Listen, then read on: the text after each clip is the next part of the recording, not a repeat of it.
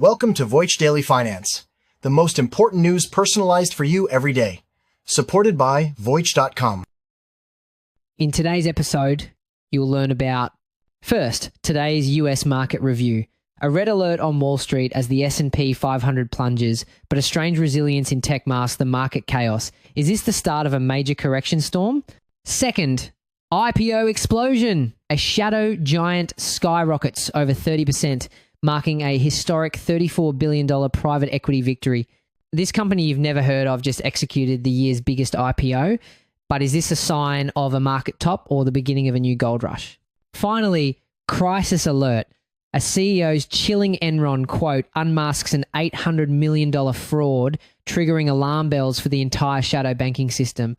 As the tide of easy money goes out, what other corporate scandals are about to be exposed? Red alert. Today's market action is a danger signal tech stockholders brace for impact.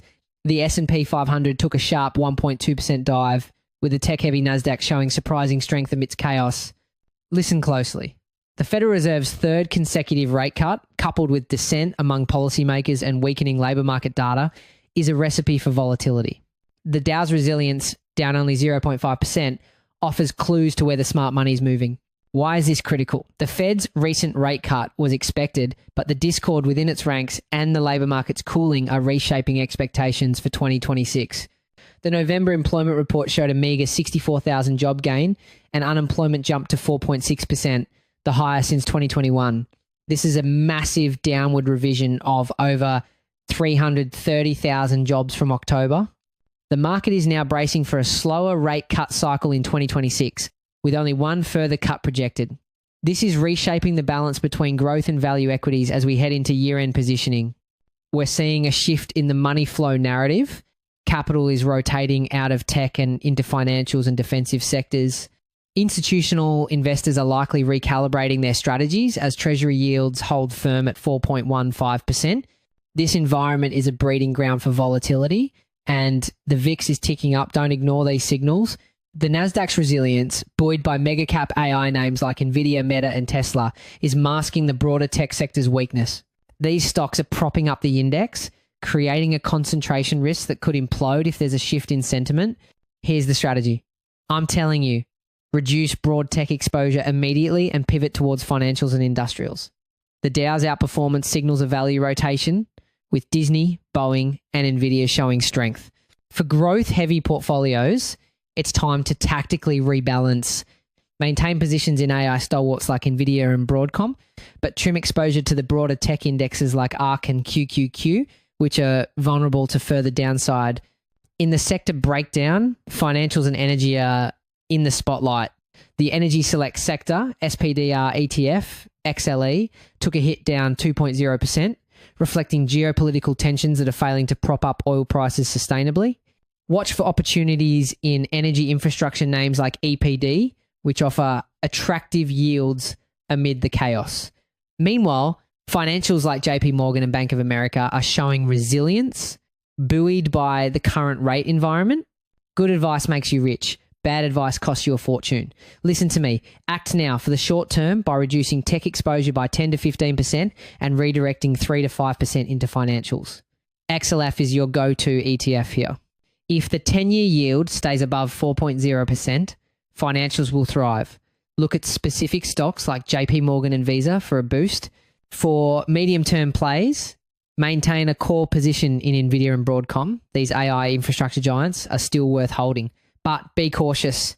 If any of these stocks miss earnings or guidance, cut exposure swiftly. Finally, hedge your bets. Advanced investors should use put options on QQQ, while intermediate investors can allocate 2 to 3% into inverse ETFs like SQQQ. Basic investors should trim high PE tech positions and hold 8 to 12% in cash. To wrap up, today's market dynamics are setting the stage for a turbulent end of the year.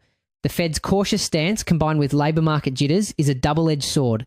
As we await next week's CPI data and Fed commentary, stay alert. These events will be pivotal in shaping the early 2026 market landscape. Time's ticking. Let's dive deep into today's critical market dynamics.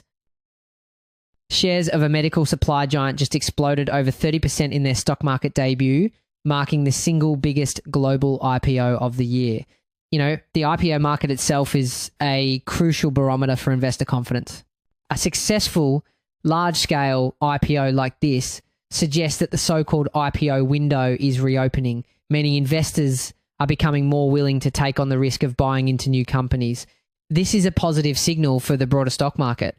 The company, Medline, raised a stunning $6.26 billion in its offering on the Nasdaq, rocketing to a market valuation of at least $37 billion. Interestingly enough, the company's own CEO called it, quote, the largest company you've never heard of. For decades, Medline operated in the shadows, manufacturing and distributing over 335,000 different products, from gloves and masks to scalpels, generating over $25 billion in net sales last year alone. Because Medline was a private company, its massive sales figures were hidden from public view. Now that it's public, its quarterly sales reports will become a powerful, real-time indicator of the health of the entire US healthcare system. Are hospitals busy? Are elective surgeries up or down? Medline's performance will give economists a fresh lens on medical care utilization and even inflation trends. But this is where the situation takes a more complex turn. This IPO is actually the climax of one of the biggest private equity plays in modern history. In 2021, a trio of firms, including Blackstone and Carlyle, took Medline private in a massive $34 billion deal, the largest leverage buyout since the financial crisis. They made a colossal bet on a quiet giant.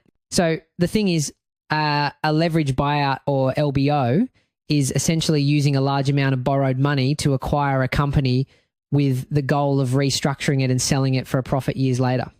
Medline's success is a resounding yes to the question of whether private equity can still profitably exit their massive investments made when money was cheap, and it could unlock a wave of similar IPOs from other PE-owned companies. And they pulled this off despite serious headwinds. The IPO succeeded in a market shaken by volatility and trade tariff uncertainty. Now, get this. Medline is bracing for a potential $150 to $200 million hit to its income from those very tariffs next year. That figure makes Medline a crucial test case for the economic impact of US-China trade friction. The question now becomes, who will pay for these tariffs? Will Medline absorb the cost, squeezing its profits? Or will it pass the costs on to American hospitals, which could lead to higher healthcare prices for everyone? For a global audience, especially in China, this highlights the profound challenge of decoupling essential supply chains. No matter where the tariffs are imposed, the costs eventually find their way back to domestic prices. This wasn't just an IPO, it was a coming out party. A private behemoth sitting on nearly $17 billion in debt but powered by a historic buyout just forced its way onto the main stage, putting established competitors like McKesson and Cardinal Health on notice. Wall Street is scrambling to get to know a giant that was hiding in plain sight. Looking ahead, a few things are worth tracking.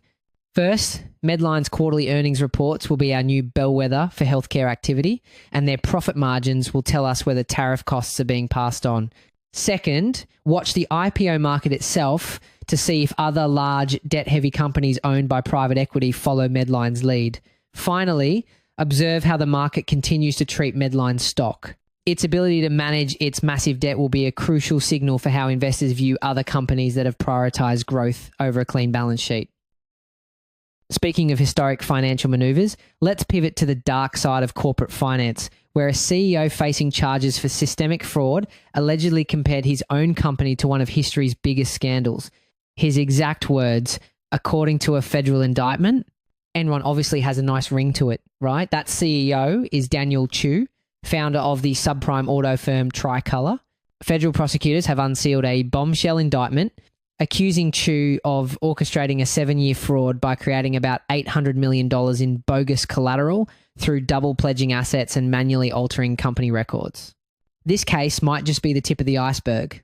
We are likely entering a period of fraud discovery. For over a decade, we lived in an era of near zero interest rates, the easy money era. This cheap capital made it easy for even weak or fraudulent business models to survive. Now that interest rates are higher, that easy money has dried up, and as the saying goes, the tide is going out, revealing who was swimming without a swimsuit. The story gets more explosive. According to the filing, just as his company was unraveling, Chu allegedly directed his CFO to pay him the final 2 installments of his annual bonus, totaling $6.25 million. He then reportedly used some of that money to buy a multi-million-dollar property in Beverly Hills. What's really audacious here is that it's a tactic straight out of what some are calling the Enron playbook. Believe it or not, this isn't just about personal greed. It's a high-risk strategy used by executives in deep distress, extracting personal value before the ship sinks. Prosecutors say Chu made that shocking Enron comment while discussing ways to pressure his lenders into a settlement, essentially weaponizing the reputational risk. Within days of Chu's bonus payments, Tricolor put more than 1,000 employees on unpaid leave. Less than a month later, it filed for bankruptcy. While the fraud was the immediate cause, the collapse also points to a much bigger problem in the real economy. Tricolor was a subprime auto lender, and its failure is a major warning sign about the financial health of lower-income households. Consider this key statistic. According to Fitch Ratings, the delinquency rate for subprime auto loans recently hit a record high of 6.65%. This is a clear signal of increasing financial stress for consumers. But that's not the whole picture. The real turning point comes from secretly recorded calls where Chu allegedly admitted his company was, in his own words, basically history, at the very time he was taking the multi-million-dollar bonus. The collapse sent shockwaves through the banking industry, impacting lenders like JP Morgan, Chase, and Barclays. It exposes a huge vulnerability in our financial system related to non-bank financial institutions, or NBFIs. After all, these shadow banks now control over 51% of all global financial assets. The Tricolor case shows that even sophisticated banks may have become too lax in their due diligence, creating a risk that defaults in this less regulated space could infect the traditional banking sector. But the most audacious detail remains that alleged Enron comparison. The fallout from this is just beginning. We should expect more stories like this to emerge as the end of the easy money era continues to expose weak business models. This will also almost certainly trigger new scrutiny from regulators on the entire private credit ecosystem. For our audience in the Chinese-speaking world, this is a global lesson. The unwinding of a decade of low interest rates is a worldwide phenomenon. It's a reminder to be extra cautious about companies that appeared strong when capital was cheap. The key focal points to watch now will be reports on subprime delinquencies and any new announcements from regulators. That's it for today on Voice Daily Finance. Follow, share, and stay tuned for daily updates coming your way tomorrow.